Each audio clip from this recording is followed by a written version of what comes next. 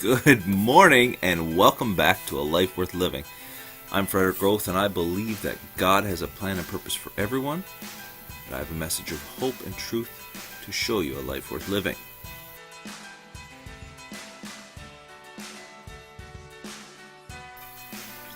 This morning we're in Deuteronomy chapter 6 and I've got a great list for you. Now, in Deuteronomy chapter 6, similar to chapter 5, Moses is instructing Israel that certain things are in place to ensure that they keep the promise alive.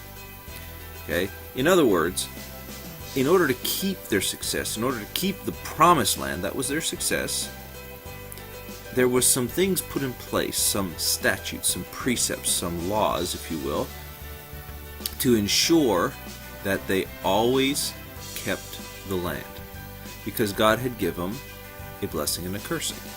And that is true for everything in life. There is a blessing and a cursing. If you do this, you will get this. If you don't do this, you will get this.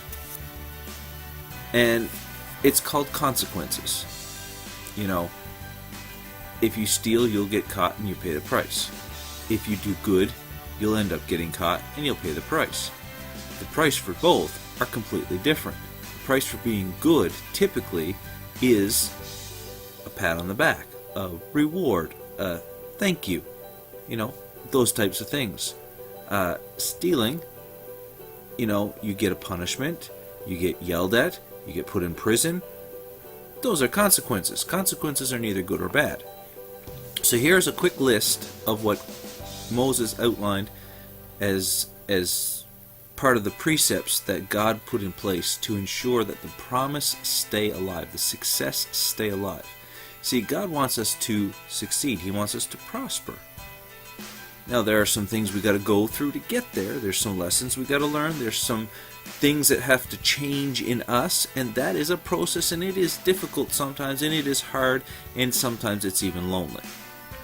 But nonetheless, prosperity can be had by anyone and everyone.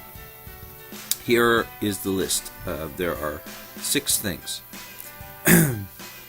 Number 1, their main precept was that there was one God and we'd love Him with all our heart, soul, and mind. Okay? They had to remember that. The gods of the other people, they're not gods. We only have one God. That was their main precept. Number 2, teach the ways of God to your children. Talk about them when you're standing up, when you're sitting down, when you're at the table, when you're in the house, when you're going out the door.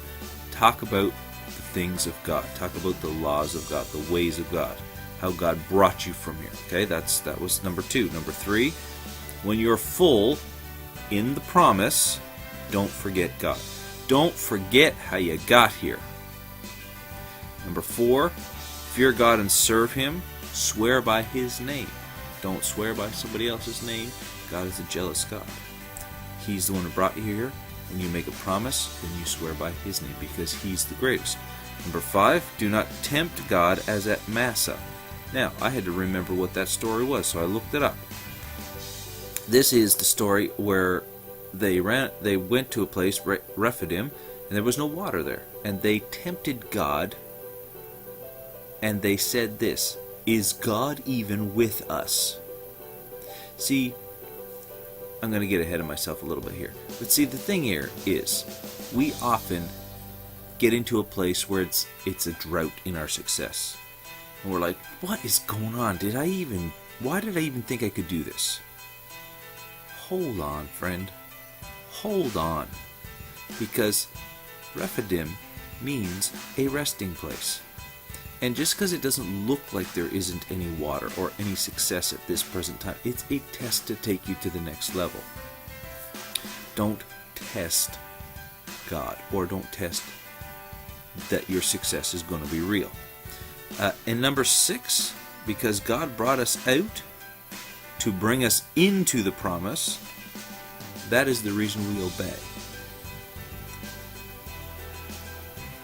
Our obedience in following the commandments of God is our righteousness. Okay, so those were the 6 things that God had in place to ensure that Israel would keep their success alive. What do you have in place? What little tidbits, what little reminders, what little things do you have in place to remind yourself, this is why I'm doing it? You know, I heard a customer say, I put these little magnets of my children and my grandchildren on the door as I walk through this certain door to remind myself why I come back home. That is a key to success, folks. That is a reason to do something. God gave them 6 reasons to keep their success, their promise alive. What are you doing to keep your promise, your success alive? That is important.